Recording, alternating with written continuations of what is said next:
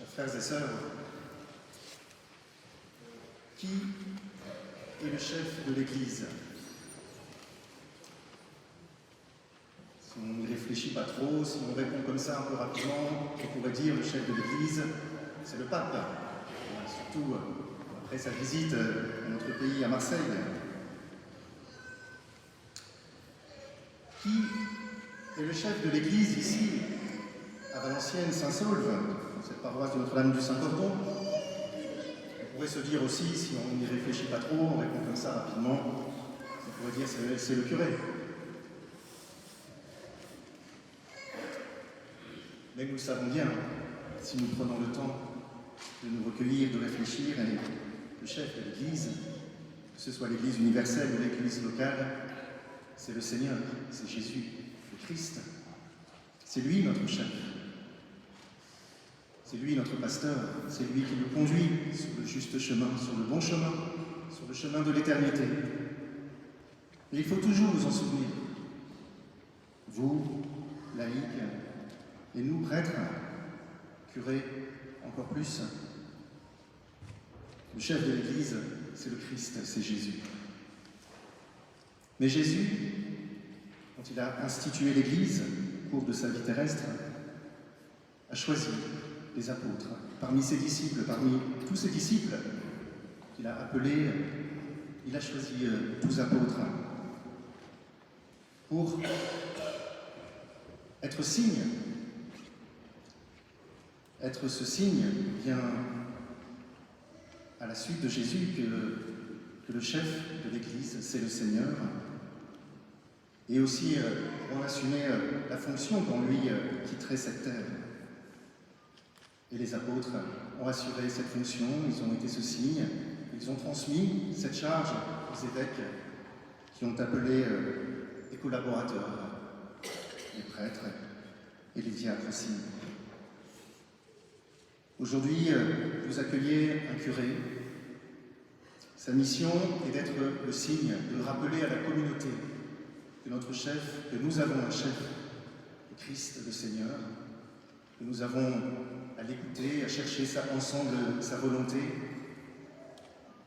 à savoir renoncer à notre propre volonté personnelle pour entrer ensemble dans cette suite du Christ.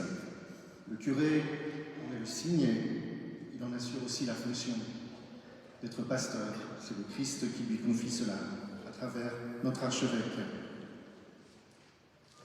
Aujourd'hui, vous accueillez un curé, c'est une étape importante pour une paroisse. Je dis aussi, comme un deuxième point, que vous accueillez un curé, mais vous accueillez aussi un jeune curé. Voilà, un peu plus de 40 ans. 39, oh là là. Je pensais qu'on avait seulement 10 ans d'écart, mais il y a plus que ça. 39, ouais, encore 40 ans, donc bon, une maturité qui commence à arriver, mais il est encore jeune. En pensant à cela, en priant pour vous, paroisse et toi François, j'ai senti cet appel pour notre Église, mais aussi plus largement pour notre société, au dialogue entre les générations, à l'importance du dialogue entre les générations.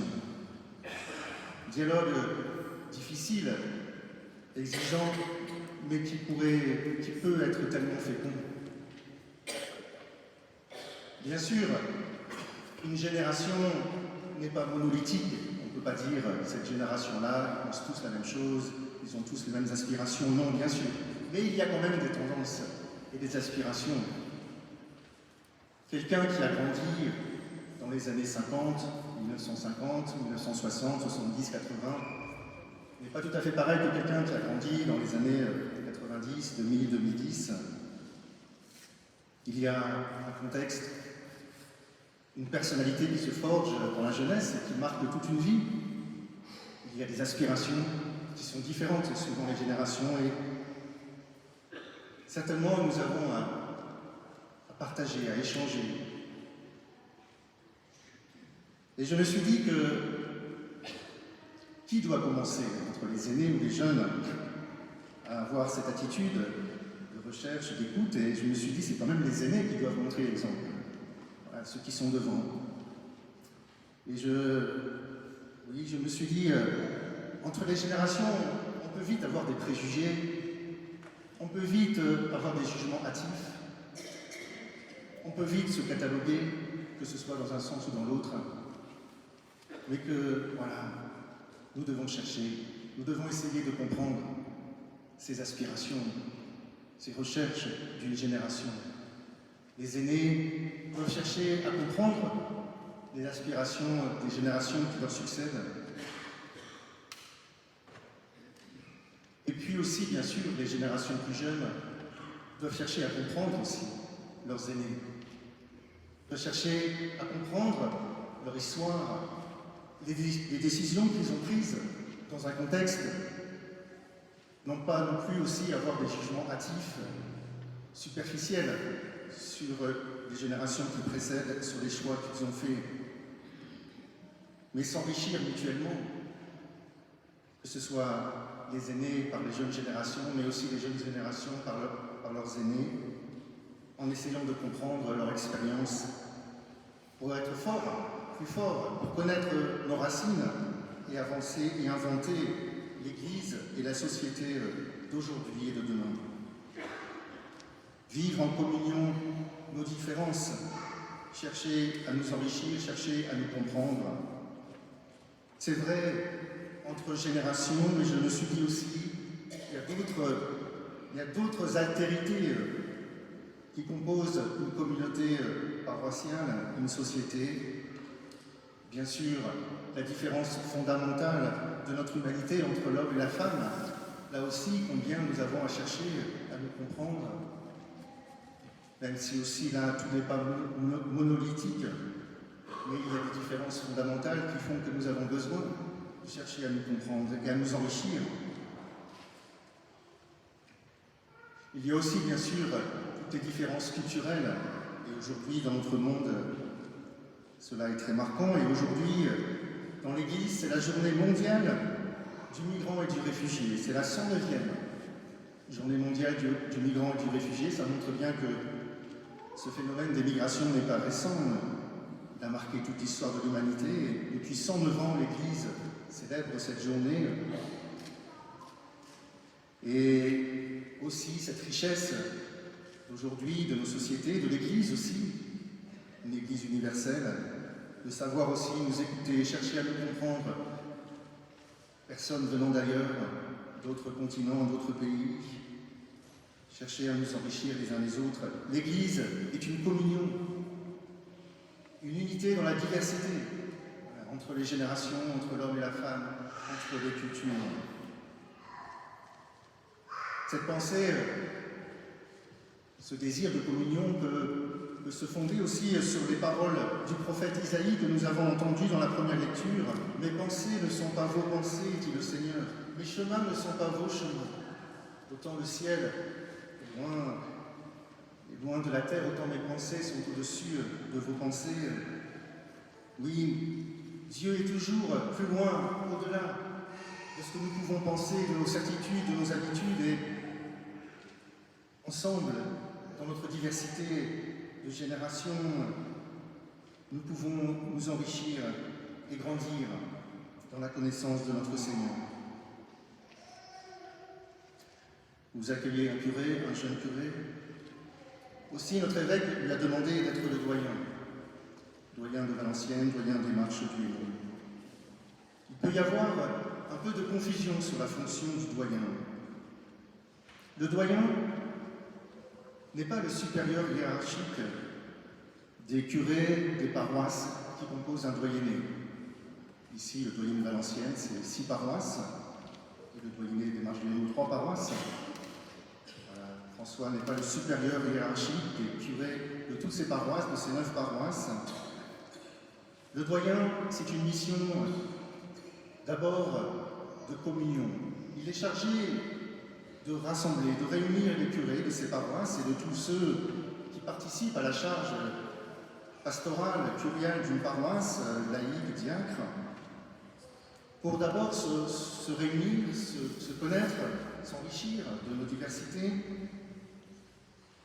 prier ensemble, et puis aussi réfléchir à qu'est-ce que nous pouvons faire ensemble, qu'est-ce qu'il est mieux de faire à l'échelle d'un doyenné plutôt que d'une paroisse.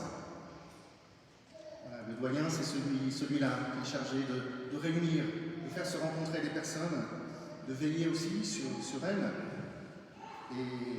mais il n'est pas le responsable hiérarchique. Et je pense que c'est important pour notre Église. Parfois, il y a cette tendance à voir cela. C'est un peu comme au niveau des diocèses. Plusieurs diocèses sont réunis en province et il y a un archevêque. Il n'est pas le supérieur hiérarchique des évêques, il est celui qui est chargé de réunir les évêques, de développer cette fraternité, de voir ce qui peut être fait ensemble. C'est une mission de doyen au service de la communion, d'une Église communion. Cher François, dans quelques instants, tu vas renouveler les promesses de ton ordination à l'occasion de ton installation comme curé de cette paroisse. Comme le jour de ton ordination, tu vas répondre aux questions « oui, je le veux ». Puisses-tu oser de tout ton cœur ce « oui, je le veux, je le désire ».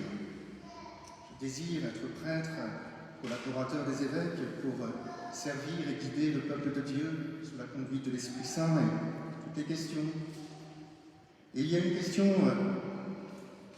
que je t'invite à peut-être porter davantage.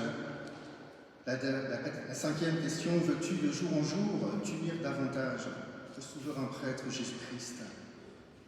C'est le cœur de notre sacerdoce, cette union à Jésus. C'est le cœur de notre baptême aussi, de chrétiens ou de chrétiennes, cette union à Jésus. C'est vraiment ce qui fait notre foi, nous unir à Jésus, notre chef, notre pasteur. Cher François, puisses-tu vivre cette union avec le Seigneur dans ta mission de prêtre, de curé, de doyen, chacune d'entre nous, tous ensemble, en Église, puissions-nous grandir dans cette union à Jésus, dans l'Esprit Saint, vers le Père, et savoir en témoigner dans ce monde de cet amour de Dieu, de cette liberté qu'il nous donne, de cet avenir qu'il nous ouvre, de cette espérance. Viens Seigneur Jésus, dans cette Eucharistie particulièrement, nous voulons nous unir à toi et être ton Église, ton témoignage dans ce monde.